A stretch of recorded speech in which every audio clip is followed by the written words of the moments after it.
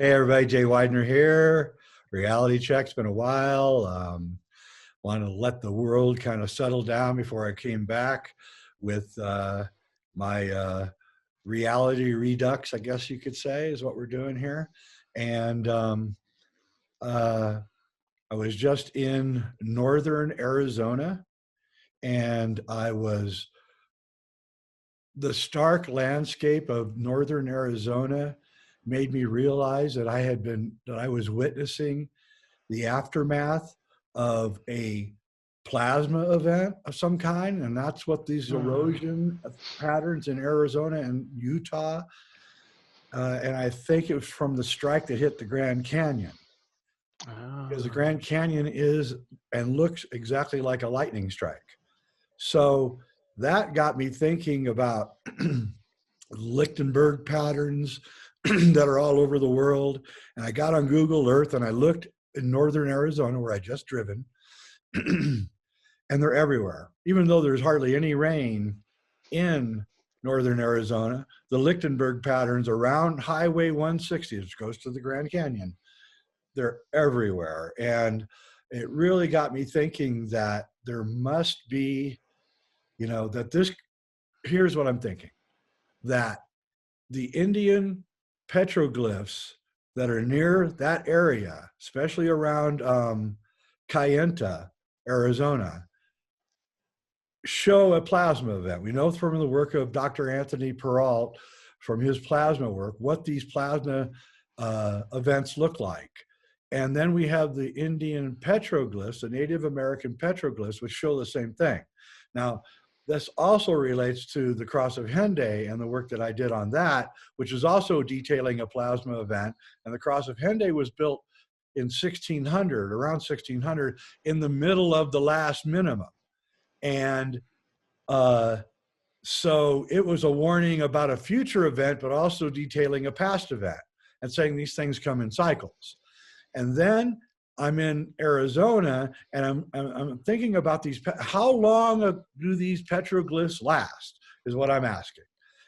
It can't be more than 400 or 500 years. They start eroding even when there's no rain. There's wind and there's all sorts of erosion. So, are the Native Americans detailing an event that happened 400 years ago only?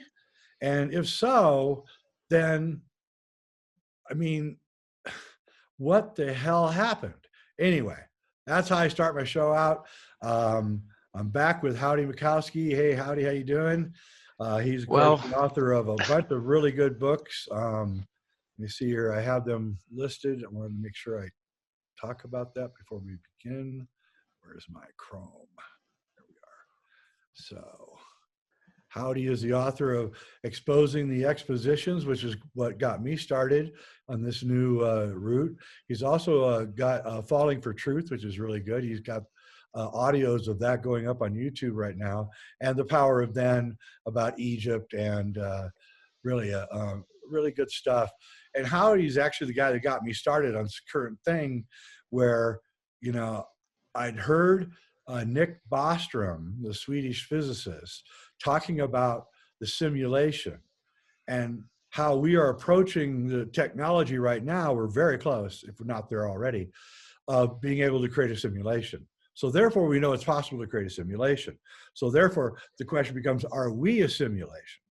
And then he said, and it struck me, and that's why I bought your book, Howdie, is because he said that that the only real way to tell that you're in a simulation is that the programmer of the simulation has limited resources. No matter how much money and time he has, they're still limited. So she is going to spend most of the time in their program or their simulation on the present and creating the future. Therefore, they're going to create an ad hoc past, a past that is just thrown together, slapped together, and that he said, if you go back into the past and you do a detailed search and you find anomalies, and if you find a lot of anomalies, then that would seem to indicate that we are in fact in a simulation. So that's why I bought your book. So I was like, okay, I'm I'm going to read this book and see what this is about. And then your book kind of blew my mind, and that took me off into, you know, John Levy and autodidactic and your channel, and looking at this anomalous stuff that's going on here. And you know, it's real. Whatever you want to say, you know, there is evidence of a mud coating the under buildings. There's evidence of Lichtenberg patterns everywhere, which would indicate a plasma event, a worldwide plasma event. So the only question becomes, what is our history? You know, what do you think? Well, yeah, thanks for having me on again, Jay. It's Yeah. been a while since we did our last one. I've moved now. I'm on a farm, and so I don't have a nice background, people. It's kind of, right now, this is what you get, these cabinets. And my cats run up a tree, so if I seem like I'm if it's taking me a while to zone in on my conversation, it kind of drift to my cat once in a while. Yeah, So well, just I so live you're on a aware. ranch in the rural area too, so I know how it is. So when you mentioned that you wanted to do a talk on this, some of the things that sort of popped into my mind as sort of an overview of things we can probably discuss is, because a simulation is sort of one avenue we've got to possibly look at. The first, of course, is reality itself, and how solid is it? How dreamlike is it? How tangible is reality to start with? So I think that's something we want to have a discussion with in our own experiences. And then having it as a simulation, which means it's you might say a copy or a creation of something else. Like, you can't make a simulation really without having something you're simulating from. That's right. So that's an interesting comment to keep in mind there. Yep. And then the third thing for us to talk about, I thought, in this area would be the Nag Hammadi Gnostic texts, because we both have a background in that, and they're very clear about this being, they call it hell, right? A type of created, and it's sort of like simulation is how they say it, but certainly a non-real created reality. So we have these things, I think, to discuss, to maybe try to unravel where we are. Well, I think that, you know, your first point about the nature of reality is really something that has to be discussed, because we have we have the scientific materialist reality, and then we have the reality of the imagination, because, I mean, it's real. Whatever you want to say, imagination is real, because I use it all the time in my writings and in my filmmaking. So I know that I'm grabbing something from somewhere, you know, and I can induce that something from somewhere if I want to. I have techniques and meditations and things which allow me to create reality, really. And you know, and I'll lead off with this.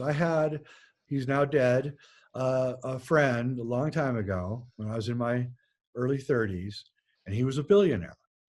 And for some reason, he liked me. He had a big esoteric library, and I got to read all of his books, and he liked me, and he was much older than me, and he had tons of money, and he would take me everywhere, and it was awesome. And one time we went to see a movie, and it was a terrible movie. I can't remember what it was, but we were sitting in his limo talking after the movie, and he looked at me and he said, "You know that you're asleep, right?" And I said, "What?" He said, "Yeah, you know you're asleep." He says, "Unlike you, I'm awake." And I was like, what are you talking about? And he goes, "Well, this is a dream. This is a dream, and you're asleep in the dream, and I'm lucid dreaming. That's the difference between you and I. And I'm giving you the best advice you've ever gotten, because you can actually scientifically check this out." And I'm still really confused at this point, and I'm going, "What are you talking about?" And he said, "Figure out what you want to become, and don't say you want to be rich. Figure out what's going to make you happy, and then just every day live that dream out, and I guarantee you will succeed at what you want." And I thought, well, that's pretty weird. And being a scientific kind of guy, I did it. I went home and I said, well, what do I really want to be? And I decided, you know, I just want to be a good filmmaker. That's really all I wanted. I didn't want to be rich. I didn't want to have, you know, lots of things. I just wanted to be a good filmmaker. I was an artist, and I just wanted to be good at it. And you know, in those days, making a film was a huge, expensive experience. Just, roll of 16 millimeter film is $100 to buy and $100 to process. It was only Right. 10 minutes long. And so making a film was a very expensive endeavor. And within a year of me talking to this guy, I had gotten 2 or 3, different jobs in the film industry. Pretty soon I was rising up. Within 2 years, I was advancing so quickly. It was like stunning. And then I realized that I had created my own reality. I was lucid dreaming inside some kind of dream. And so I think that reality isn't what the scientists are telling us. It's this plastic, malleable something that Yeah. it also it reflects you. So the outside world is kind of a reflection of what you are, and what you create in your reality is a reflection of what you are. So it's both a reflection of what you are and still a malleable plastic thing that can be changed and moved. And that's why I'm kind of always an optimist, because even though like right now the world is in a really dark place, we can pull out of it. We can create our own reality, and we can pull out of this. And so I just, that's what I think about reality. Mm.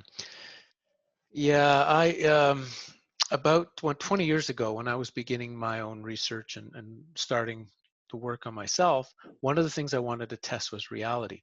And one of the main tests I saw that my thoughts, like you say, seemed to have an impact on what was in my reality. Yeah. So my first question was, well, what would happen if I stopped thought? If literally, like, I didn't want to be, it wasn't to be happy, it wasn't to be, anything else. It was just to see how would reality respond to no longer thinking. And it took quite a while with a number of different exercises, but I can say once I got into a point of long-term no thought, reality became, like you say, very plastic, almost like a Salvador Dali Yeah. thing. Things would disappear, things would appear, people would be there, then they wouldn't be there. For a while, walls would disappear. I could see through walls. I wasn't sure if chairs were there when I would sit on them. So there's this first layer of finding out that it's not as solid and tangible as we think. And then the next question becomes, okay, how much can we mold reality, and how much do we really need to mold reality? That's the other question to really think about, because it's easy to say, well, I want to change everything. I want to fix everything. I want it to be exactly the way I want. And then you have to step back. Well, again, and this brings us to the simulation, is like, well, how do we know everything isn't already correct the way it is? Even as insane as something might be, maybe the insanity is built into the program and it can't be changed. So I wound up, after seeing that what life is a dream kind of means, it was like, then there was that next step, like, okay, so now what? And that becomes a really challenging point of trying to understand the now what. How much do you try to interact with or alter or change what might be a false reality, albeit one that is persistent? Yeah. I mean, that's a good point, because I mean, I can honestly say that the mistakes that I've made and the bad turns that I've taken actually in the end turned out to be like incredibly insightful. And, Mm, so I mean, I never, you can't be a success until you make a lot of mistakes. And that's another thing, and right. mistakes are you interacting with reality in supposedly a way that's wrong, but that's not true either, because the No, mistake. that takes things like a coincidence, right? I just was talking to some friends about various coincidences in my life last night, and to have these kind of very high level, weird coincidental meetings that take you in this direction, open this door. Again, it's indicating there's something far beyond me and my mind that is in operation here, that has some kind of system in place that we at our human level can't see, but we can fathom that there is this web of something going on out there that we are a part of somehow, and yet at the same time is running without us doing anything. And so that sounds very much like either, yeah, some sort of computer model, some sort of computer program, some sort of holographic world, some sort of certainly consciously manifested system that's been put in place that we are experiencing. Yeah, and it seems like it responds to us in, like you said, coincidences, which are in my world are actually reaching ridiculous proportions. So silly that I start laughing. For instance, about a week ago, my wood stove clogged up, and it was cold, and smoke filled the house. We had to empty the stove, and I was, Right. okay, I got to clean the stove. I don't know how to clean a stove at all. And I put it off and just turned the heat on. And then I got on my YouTube, my daily, 10 a.m. get on YouTube, see what's happening. And on Right. my recommendations, I swear to God, I had to call my wife in to see it. The very first recommendation was how to clean your wood stove. And I did not say anything. I didn't, Wow. it didn't, not my iPhone didn't hear me because I was only thought things. I didn't do things. And then my wife came in and she's like, what? I'm thinking, oh, what's going on? How could it possibly respond to me in such an immediate fashion? But that's just one of hundreds that are happening now. Right. And it's not just me. Everybody I know is saying it. And, I'm not, and a lot of people that are saying it are not spiritually minded. Some are atheists and they're saying it. They're saying, well, something's weird going on. I'll think of somebody and they call me. I think of something, I see it. And there's also a plethora of strange lights being seen all over the world right now. Yeah. That's also another thing that's going on, which just started like within the last 6 or 7 months. And I don't know if it's related to the Maunder minimum and the coming on of the cycle. I think in my mind that that the lessening of the magnetic field, and we know it's collapsing right now,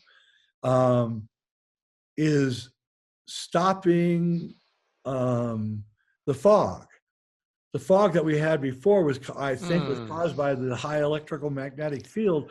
And now that it's dropping down, suddenly the fog is going away. We're kind of seeing everything clearly, what's going on. And not only the depth of the despair that's going on, but also the idea that we are more magical creatures than we think we are.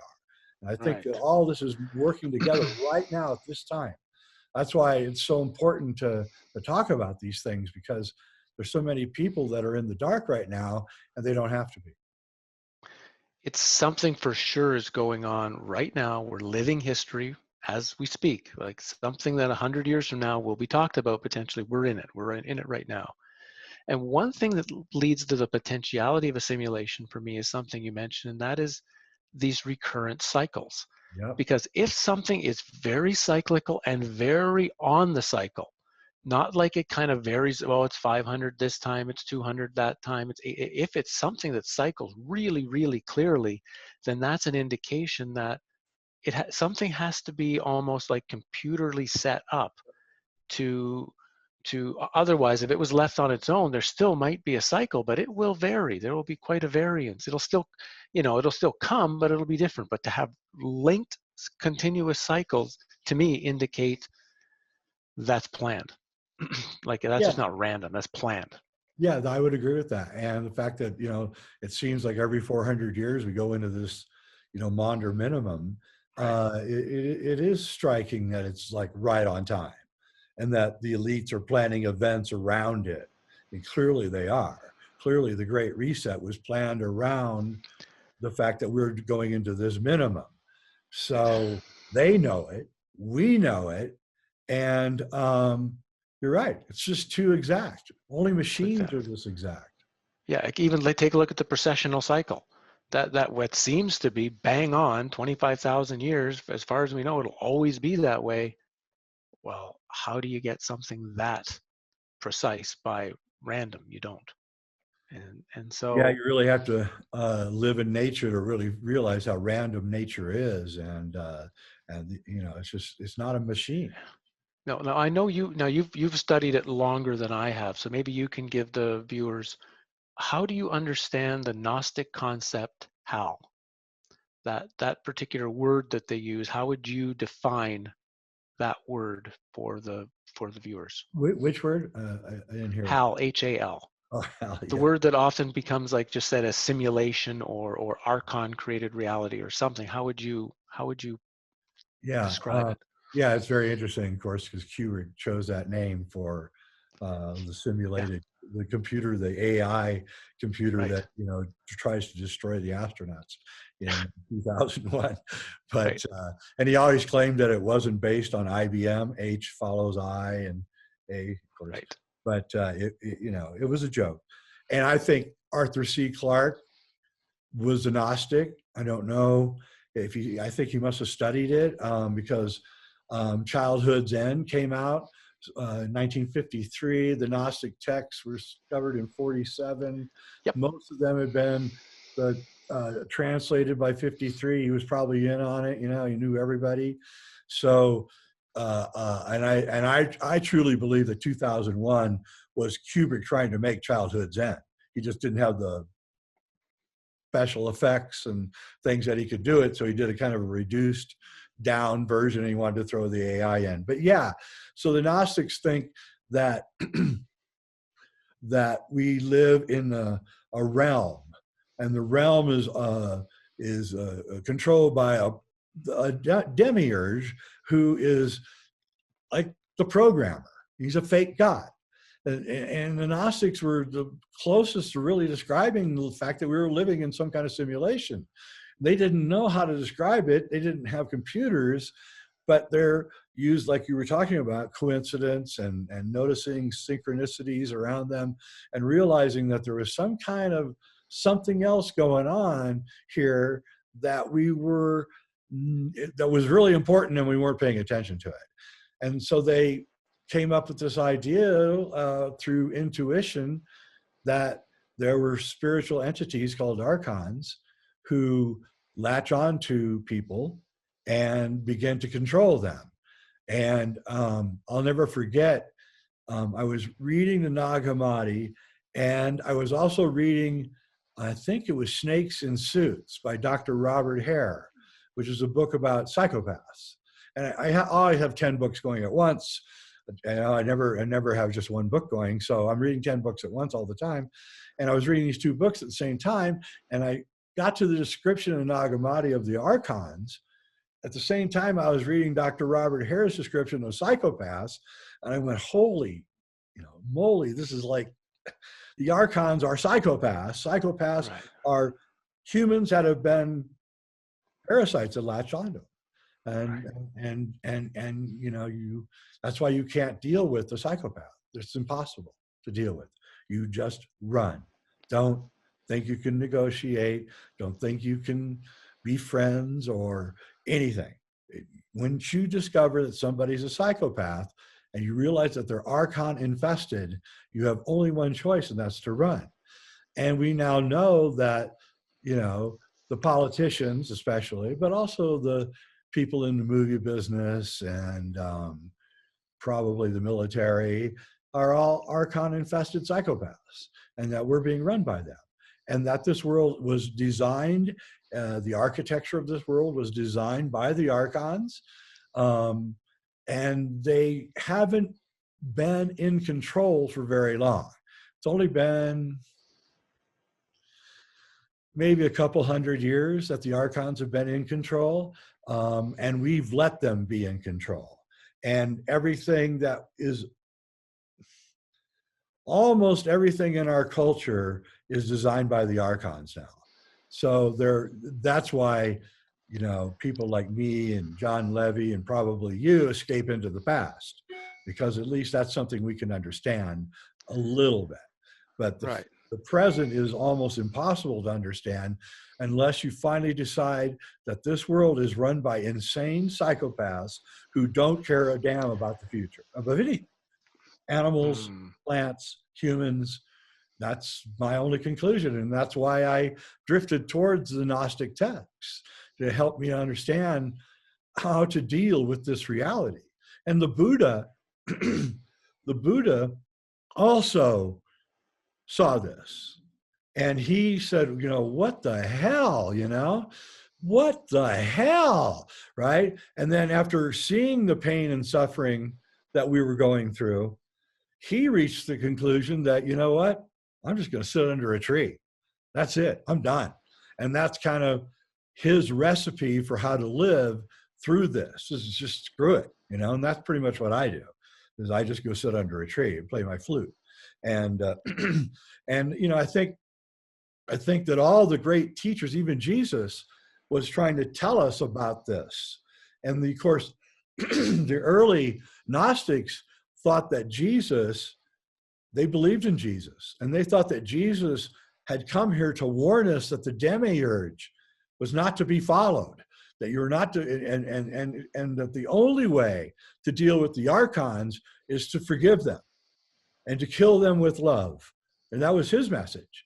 And so you can see that Buddha, Jesus, and the Gnostics are really talking all about the same thing. And it's, Yeah. we're in a simulation and how to deal with it. Right. And of course, again, like we said, if there's a simulation, then there has to be a template, you might say, that the simulate, like if we were going to, like I would assume the world leaders today have a pretty good simulation running of the world. I think that's what a lot of the data mining is for, so that they can create an exact duplicate of the world in computer, whether there's a computer you and a computer me and a computer everyone, and then they can punch in certain things that they might want to do and then see how the world reacts. And the more Right. data they have on each individual person, the more correct the likely simulation will be.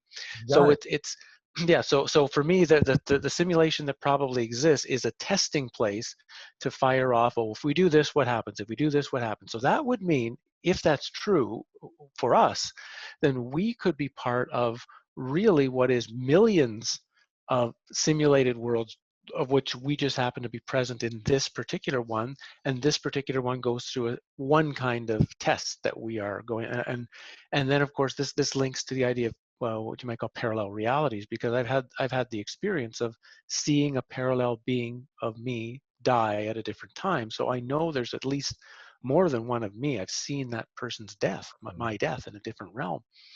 And so there might be millions upon billions of me's in millions of billions of simulations, each one going through specific testing. So, but the curiosity for us would become, well, who am I then modeled on? If there's 1 million of me's in simulation, there has to be a model, just like the simulation that's in the simulation now, the thing we're in now is modeled on this character. So what is the character I'm modeled on? And that's where, because you know, I love Richard Rose at the TAT Foundation, and one of his big messages was always, if you really want to know the truth, you have to think like you're a television set, and you've got to go backwards through the cable in order to reach the source of the transmission. And when you reach the source of the transmission, then you will know. And that's very similar to what I've kind of just been saying about tracking who you really are beyond the simulation. Yeah, it's a good question. It has to be based on something. And I think it was, I'm reading Super Intelligence by Nick Bostrom right now. Excuse me. And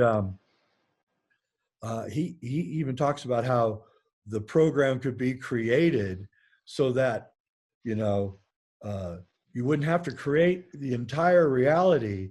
You would only create the reality where we're looking, right? So the program, Right. so an astronomer looking through the telescope thinks he's looking out into, you know, billions of years of light, and really it's just the program is building this thing right around that, and the rest of it's just nothing. And he's Okay, so I got a story for you. Yeah. Ready for a story? Yeah. This was in my book. So this was, I think, in 2004, 2003. I got up late at night. It was about 2 a.m, had to go to the bathroom, you know, so I was groggy, and I just got in the bathroom, flicked on the light. I was standing for the peeing procedure. And well, anyway, I'm doing that, and all of a sudden I notice a floating IPC barcode behind my toilet. It's literally just floating there, hanging in the air. And I started looking at it, and I got enough thought to think, well, IPC codes don't just float in the air, and it wasn't stuck to the wall. I could tell it wasn't like something that had been ripped. It was like literally floating. I said, but IPC codes don't float. All of a sudden, a bottle formed around the code, and the code became part of the bottle, and then other bottles formed on the thing. So of course my peeing lost interest at that point, right? I just stopped because it's like this is a glitch in the matrix moment. Yep. Somehow I was so tired and not fully present that I was making probably just enough of the reality to do what I needed to do at that moment, which was turn on the light, have the toilet made, pee in it, walk back on the floor to my bed. Everything else at this point was sketchy. My mind didn't have the functioning energy. But when, as soon as I caught it, as soon as something, wait a minute, this isn't right, it, reality kind of filled into that. And that goes to exactly what you just said, that we're kind of filling in reality on a need to use basis moment by moment. Well, that would indicate a simulation for sure, because that would be programmed into the simulation. Yeah. So what a simulation means, I have no idea, but you're right. If you're going to do a simulation, it would be to run scenarios. Right. So, they did the COVID scenario, right? Oh, let's see what happens when we do a pandemic and we shut everything down. And will they do it? And what's interesting about the COVID thing is that there, you would only know this if you were one of the subset of people. But in America, I can't speak for the rest of the world. In America, there's a subset of people, and I'm going to say 20% of the population, that absolutely didn't buy the COVID at all. They were out, and I knew them because I'm one of them. And I mean, I believe there's something bad going around, but I also believe that if you eat right, exercise, go out and get sunshine, take a lot of vitamin D, by the way, you will be fine. And, knock on wood, I haven't gotten sick. And we just go out. We just got back from Sedona. We went to San Diego. And, it's great because we were in San Diego at Pacific Beach and there was nobody there. Just 20% of what there usually is, right? Instead of 50,000 people on a Saturday, there was 12,000, right? And it was wonderful. And they were all, nobody had masks on, nobody cared. It was a subset of people that absolutely refused to accept the reality. And every single place that we go, they're the only people out. You can look at films or videos of New York, Manhattan, or San Francisco, and there's nobody out. There's no cars driving around. There's nobody out on the sidewalks anymore. And they're somewhere. They're stuck in those buildings and they're not coming out because out of fear. So there's it's like the COVID separated. I call it the great bifurcation. The COVID separated the populations out. The 80% that are terrified in their homes, scared to death, and 20% they're going, no, I'm just going to live my life. That's it. And the thing is that the 20% are actually the ones that are going to win because they're already doing things and they're already active and they're already, making their world whatever it is. Well, there's a challenge. If we are just a character in a simulation, and this is very hard to take, but if we're a character in a simulation, there's nothing to win. Exactly. There would only be realizing that you're a character in a simulation, perhaps, and able to drift some sort of awareness out of here into, like we say, back to wherever the simulation has come from. So that's also this really weird thing that once you start to see you're a character in a dream or it's a movie character, or once you start thinking that could be real, it's like then you have to start saying, well, does it matter if I succeed or fail? That's right. Does it really make any difference? Doesn't. Because at the end of the day, it doesn't matter if Bruce Willis saves the people at the end of the movie or doesn't save the people in the movie. All that matters is the movie script was completed and the movie's over and Bruce Willis goes home and does his own thing, and whatever happened in the movie is just that. So yeah, this overlay of this kind of information makes it, because the emotional element of a moment really is what pulls you in. Like, it's easy to stay separate from reality when you have nothing emotional. So, okay, my cat is in a tree right now. Dog chased the cat up the tree. It's in the tree. I can't get it down right now. And there's an emotion. I have an emotional attachment to the moment. So it's very real. And even though I'm working hard to keep my mind calm and clear, he can probably calm them down. I just have to give him the time to get down from the tree when he's ready. But the emotion tightens you in. It tightens you into the reality. But once you start stepping back, like we just said, well, if I'm a simulated character and he's a simulated character and the tree's a simulated thing, and this, it's like, how serious should we take it then? How serious should we take it?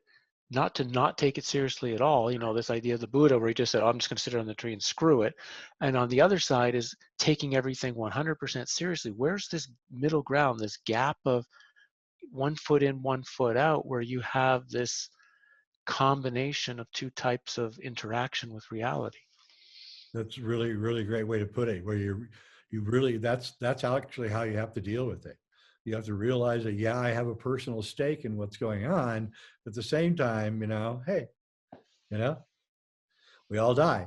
And that's another thing that's going on right now, is the boomer generation is the one being hit by by supposedly this disease, and they're afraid to die, and and so they're kind of shut down the whole world. Let's face it, it was the boomers that shut down the world, and they shut down the world out of fear that they're going to die, but they're going to die anyway.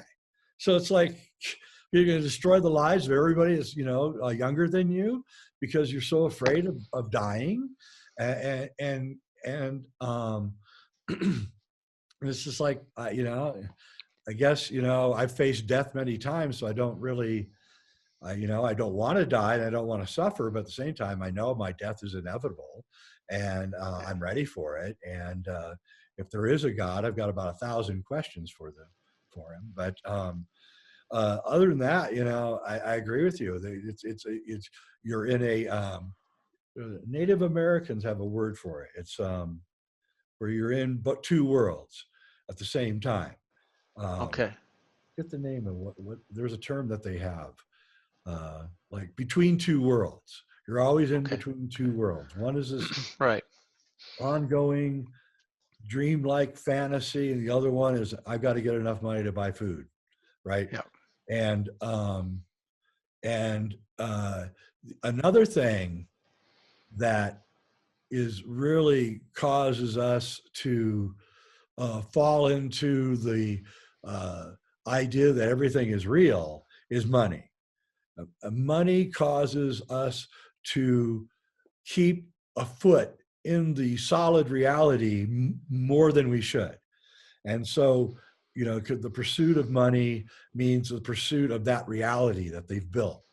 And you have to live in that reality, and you have to be part of that reality in order for you to make money. There's no other way around it. And that's the Archon trap, is money. And that's how they got you wheeling yourself in, and you can't do anything without money. And now we're headed to a world where there's going to be digital money, and it's going to be controlled by what you do and what you say on the internet. And, we're heading towards a nightmare world if we let it go on. And just like you, I live out in the middle of the country because I don't want anything to do with those people anymore. And I think that the human population is actually moving into some kind of dream right now, where nothing is real. The money isn't real. Nothing is real. The problem is are we going to drift into a dream that is our demise? Or is it a dream that holds some kind of promise? And I think that's our dilemma right now. And I think that the elites or the programmers, whoever they are, and we don't know who they are testing us, whatever it is. We're being tested right now. And for the most part, we're failing the test, I think. Yeah, I think you could say that whether it's a simulation or not, that's a very specific kind of setup. But I would have to say I would feel highly correct that if I say this is an experiment of some kind. Yeah. That somehow human beings specifically, but probably everything else in creation is somehow being tested by something or something to see our reactions and the way we interact with certain stimuli. And that can be part of the reason, like, why does there have to be so much suffering here? Why does there have to be so much pain and misery and difficulty? Well, if everything if you think of it that way, if it's an experiment and everything was always the same, you would get no data. You have to create various ups and downs and challenges and whatever in order to get the data you might be looking for. So as bizarre as people think, oh yeah, Facebook, it's a data mining exercise, like, but the whole reality, everything we do might be a data mining exercise. And that leads very similar to Carlos Castaneda's books, right? Because one of the key elements of Castaneda's books was the recapitulation, and his feeling that that one of the things that happens when we die is what he called, he was calling it the ego, the thing that sort of controls this reality, is the only thing it wants is our life experiences. So every experience we have, it wants to eat on our death. And the point of the recapitulation was, if you could, you might say, give away all of your life experiences before you die, then you can have the cleansing aspect and the clarity aspect of sort of being dead while you're still alive. And this sort of leads to this kind of idea of the experiment and the experimenter wanting data. If you give the experimenter the data, you don't hold on to it, you don't hold on to your hopes and wishes and fears and memories, you give them willingly, then the experimenter might say, okay, I got my data, go ahead, do your thing, doesn't matter Yeah, now. I think that's right. And I actually think that it was funny that you said, talked about Castaneda. I was just about to bring him in. Um, Yeah. uh, Psychedelics, you know, Yeah. is that a great experiment? Yeah, I think it is. And I think that the psychedelics, uh, those of us who are old enough to remember what reality was like before psychedelics knows that it was a very kind of brutal kind of reality. My parents' Mm. generation lived a very brutal life, actually. If you really want to see how violent and brutal the great generation was, watch Martin Scorsese's movie Casino, which is about that generation and Mm. how really brutalized they were by the Depression and World War II and all of that. But right now, I feel like I know that people are more accepting of the information they're getting in their dreams and the information they're getting from their meditations than they ever were before. We were like lone islands in the middle of the ocean, and now, we have whole countries Right. around us that Right. agree with us. And so the world really has shifted and changed, and I do believe that was psychedelics that did that. And if it's part of the simulation, it's almost like the psychedelics let you see the programming underneath, right? That Right. programming underneath, and you realize, you know, well, you're all one with everything, and all the things that people talk about when they're in ecstatic states, because you are. If it's a simulation, then you are. You are one with everything. It's all just one big thing.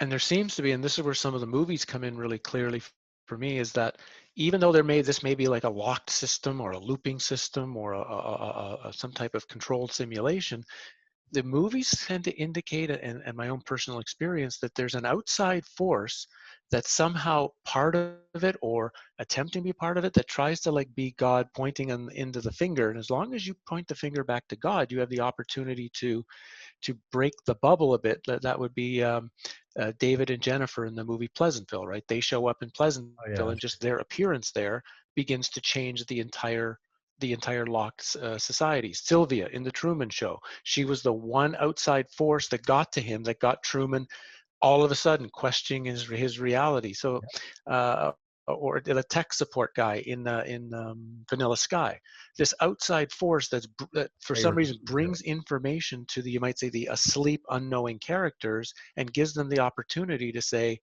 so something like at that time in the 60s, psychedelics may have been, you might say, brought in or pushed in as a short-term opportunity for some to, as they're at that moment, to break the bubble a little bit. And now something else is giving us the opportunity to break the bubble if people want to go to it. And like you say, a lot of people, for various reasons, seem to be testing their reality more than they have for a long time. Yeah, it's very interesting, and it's gratifying in a way, because that's exactly what we want to be doing. And you're right about the movies, and those are some of the best movies of the last 25 years, by the way, especially The Truman Show and Vanilla Sky. But yeah, and that's also Well, I'm a big follower of Emanuel Swedenborg. Um, Ah, and and he described the realms as, you have your planet, the Earth, and then there's 7 realms that go out right, from the Earth, and each right. one is a denser. They're etheric, but each one has each as you go out, each one has more information in it. And so he would go on astral travels and go up into different realms, and then he would immediately write down what he saw. And then, of course, he said there's also 7 realms underneath the surface of the earth that go down, and that's where the bad souls go. And depending on what kind of life you lived here determines which realm you get to go to, of the 7 above you or the 7 below you. And and I can say that, I've traveled to these realms, and there is something to this. There's a realm that's literally just like clouds. So those angels in the clouds. There's a realm like that. There's a realm of fantastic architecture. Um, there's a realm of Shambhala. There's these realms, and you can access them. And I don't know if they're part of the simulation. I think they are. I think maybe that's how the recycle soul goes up and comes back down and comes out, Hmm. and constantly testing and giving you new information in between your lives, so you come back in with more information than you had the last time you came in. But it's not information that you gain from living your life. It's information you gain by going up into these realms. You forget your last life most of the time. And that's on purpose too, probably, in the simulation, I would say. Right, and we're talking movies that just from what you're saying there, like Neo's big mistake in The Matrix is once he got out of the regular world and got into the world of Morpheus and Trinity and the ship, he didn't test that reality. He realized, oh, my last one, the one I'd always believed in, that was false. That was, a simulation. Now he's in a different reality, and he never said, well, wait a minute, can I still be, like you said, the realms, they're just finer and finer parts of the simulation, but it's I think that's one of the things that things like the ancient Egyptian texts and the Tibetan Book of the Dead and things like that, they're trying to implant upon us that after the death transition, and we sort of rezone into a new reality, a new realm, we need to be really aware to not get just instantly believing the realm and believing that the new realm is real and the old one was not. And I think that's where you see this, people forget their last lives. It's because they now say, oh, the old life, that was false, right? That was in the false world, but oh, phew, I made it to the right world now. Good for me. And Really good then it just point. happens again. And Yeah. so this is this thing of how to keep this conscious awareness of how to test your reality even after you pass these death states, to, you might say, not be tricked again. Yeah, I think that's what we're all doing. I actually think that, again, there's a subset of people that are poking a stick at reality right now. You're one of them. I'm one of them, and I mentioned a few of them already on this show, Yeah. that are poking the stick and trying to figure it out. And what we're finding out, like when you poked a stick at the World's Fairs, is like, what the hell, you know?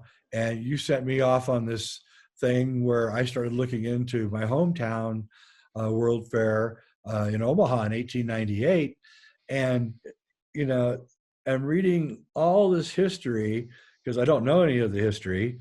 I'm reading this history, and I'm realizing that the World's Fair is exactly where the very first guys settled in Omaha. It has nothing to do with the downtown area. It's like north of Omaha, and it's in this big, huge wooded area. So you would never be able to see anything that was there, right? And then, of course, the rich robber barons come in and they buy it all up, and but no activity is in this area except for it's a dwelling of a very rich guy, right? And then he gives the land over to the World's Fair conveniently, right? And all of a sudden, there's this gigantic World's Fair, which is the biggest Right. event that ever took place, supposedly, in Nebraska's history. Millions of people came. I have no idea how they were traveling. The whole thing just doesn't make any sense to me. The more I look into it, and Omaha has a population at the time of about 30,000 people, and they're able to put together this thing, and then they tear it down. Not like a couple years later, they start tearing this sucker down like 3 days after it shuts down. Right? Yeah. I mean, the whole thing is just gone. Then they turn it into a park. Right now, it's all houses, and then I realized that there's something really screwy going on, and we have to continue to poke a stick at this thing and figure out what it is. And you're right. If it is plastic, it will reveal itself to us. But we have and to. if it cycles, it'll have to cycle back. And that's one of the reasons for the study of history. You study history to see the truth of the cycle, because if it's a simulation as well, the cycles will be similar and they will happen again. So these plasma events that you're talking about that's a really vital thing, because a lot of people are starting to talk about it now. There's some really good information that this might be very, very true. And this is, like you say, a lot of ancient cultures, and we're discussing it. And if we could ever find the real time frame for it, now we could really start to fit in things in history, plasma events, world fairs. How do they all fit together? And then say, okay, flip it ahead to where we are now. Where are we in the cycle? And now we're 2 steps ahead instead of 2 steps back like we normally are. Yeah, and that could be the point of the simulation, is how many people will actually figure this thing out and then take action, right? Could And be. yeah, I mean, that could be very much what the holy point of it is. Yeah. And so there's like this group dynamic going on the internet right now, where everyone is now, looking at everything. I mean, we found a star fort about 150 miles south of here. I would have already gone and with my drone, and because it's just the footprint of a star fort that's left. But it's in New Mexico, and New Mexico is shut down completely right now because of their crazy governor. And I want to make sure that park is open so I can go inside the building and see if I can find, pictures, drawings, because I can't, of this star fort. This isn't a small star fort. It's 350 feet in diameter. It's huge. And, football field size. And what happened to it? And why would you need a star fort to fight against the Apaches? Star forts are built to fight for cannonballs, supposedly. So cannonballs can, not hit them at a right angle and cause damage. I got that. Makes a lot of sense, right? But what is a star fort doing in northern New Mexico, where the army was fighting the Apache who didn't have cannonballs? The whole thing doesn't make any sense. What's it doing there? And over and over, the anomalous stuff is just pouring in. I mean, Autodidactic had photos of California from 1870, and there was a Gothic cathedral, dilapidated Gothic cathedral in California in 1870. It's like, what? Yeah, let's say if we put it this way, whatever reality is, it's breaking down in some form. It does. And it's unable to hold its total what's the word I'm looking for, illusion on people. If you look at it now, that for some reason before it could do a really good job veiling itself. The veil of Isis could be very good, but something about our period right now has made that very, very thin. And if you just look at stuff, the reality it doesn't have the resources to hold the story anymore if you're willing to look. So that's partially, it doesn't matter where you look at this stuff, particularly historically. If you look historically just about anywhere now, particularly in a time frame when you have the possibility of photographs available, reality's history's not holding up at all to the story. No. And I think on some levels that's one of the things that started to scare the people kind of running the show, that it was starting to get too easy to see through some of this. I'm And actually agreeing with that completely. It was, the dawn of COVID in January 2020. That was when this kind of questioning was really getting going. I mean, it was like the motorcycle was racing and it was really going, and people were really questioning what was going on. And the lockdown prevented people like me from going to see the physical evidence. So right. I could no longer go during the lockdown to check out to see these things because Yep. it's all conveniently locked down. Yep. I was going to go to Omaha. I was going to go to the historical archives. I was going to spend a week there, but I can't. I can't do it. It's all locked down, and it just seems kind of convenient that this all It does, happened. doesn't it? Because yeah, I had spent all of 2019 beginning once I had sort of hit this the zeitgeist thing in January of 2019 and started really digging into this stuff. Okay, I got to see a lot. You did a good job, but then I had a list, yeah, things of 2020. I wanted to go see this and this and this and this, and all of a sudden, can't do it. Yep. You can't go. And again, it's also very convenient to not only keep people away from doing research on site at places, it also gives a lot of time if needed to fix things up, to Yes. go through, check things, remove things, alter this. There's a lot of time as well to maybe 2 years down the road, oh, everything's open again. And when you go look at it, it's like, well, this gives me nothing. This gives me no information at all. I'm going to say that you're again correct. That's exactly what's going on. And they're So, removing everything and they're fixing it up. And, you know, I'll just, I'll just point out one thing, which has really always bothered me. Is I built a house one time. And before I built the house, I made a model, right? So I know where everything goes. yeah, And that's generally what you have to do, when you're designing something original. And for the life of me, I cannot figure out why we can't find any of the models for any of the 500 plus Gothic cathedrals in Europe. You'd think that at least one of them would have kept the model, right? Because there's a lot of right. work to go into one of these models of a Gothic cathedral. They're so intricate, yet there's no models. And again, that just says simulation to me. Something is, yeah, or again, just, yeah, Something's wrong. something's not right. And of course, the thing that that then becomes interesting too, if it's a simulation, then there's a start point. So that means there's a particular date that is everything post that date, just for say, we'll say 1200 as an example. So everything after 1200 is part of the simulation. It is actively moving, but all history, everything that's labeled before 1200 is kind of just there. And hasn't actually from the standpoint of this simulation didn't really happen. It's just information that's been laid onto day one to say these are the days that happened before this. And it's also interesting, the further you go back in time, the more and more confusing it gets to try to figure out what the hell happened. And even with things that you have like ancient Egyptian pyramids, which are some of the oldest things we have, a few temples, a few other things, we have absolutely no idea about anything about them at all. None. And that's really also ties into this. An answer could be, it's because we have no answer for it, it's kind of not from our lifespan. It's something that was dropped into the simulation.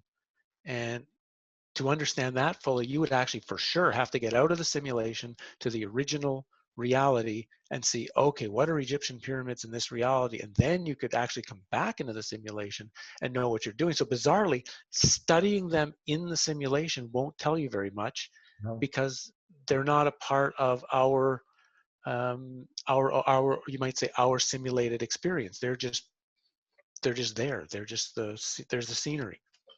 I have to agree again because looking at particular points in history and then reading all accounts of whatever point that is, it is wildly varying, the accounts. A lot of times they can't even agree on the date of Yeah. when something happened. And the further back you go, the worse it gets.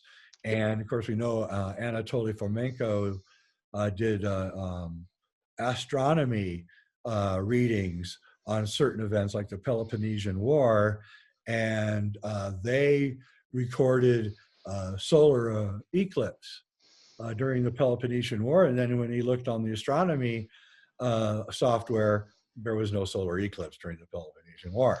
And that's when he went, wait a minute, there's something wrong here.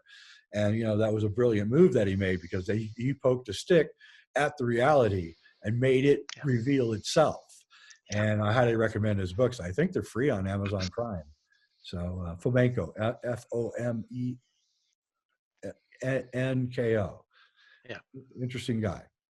Hey, well, listen, Howdy, it's been great to have you on. I hope you get your cat back ASAP, because I'm sure it's going to get cold tonight. And Yep. yeah, it'll get hungry. I had a cat up a tree about 20 years ago, and I had to just let it figure its way out. It would not come down, and was terrified of the dog, and it's a tough situation. Yeah. Thanks, Jay. We'll see how this plays out. I'm going to give it time and see what happens. But this was a really interesting talk, and I hope that now the viewers have some things to think about and discuss now amongst themselves, or in the comments, or in other things, and see where this might take us. For because again, you and I just alone can't figure this out, but maybe you and I and 200 other people with bits of pieces of this and this and this all coming together, we might be able to actually figure something out. So we're just a catalyst for hopefully a piece of group information that can take us and give us some tangible knowledge of what's going on. Yeah, that's actually why I'm doing this. I'm trying to create Yep. a wellhead of people looking into this, because the more that we look into it, and even in your own local area where you live, go look into your history. I guarantee it's not what you think it is, and Right. not what you're told. And I guarantee also, if you go back and you look at the history of your town, you will see incredible differences in the historical records that don't make sense. And so that's what we're doing here. We're trying to bend reality and see what's really going on. And it's a lot of fun, I gotta say. All right, So everybody. thanks again. Yeah, thanks, Howdy. Everybody, thanks for watching. Hit subscribe and like, and help me get more people watching. And I appreciate you guys watching. I really, really do. Jay Weidner, this is Reality Check, and thank you.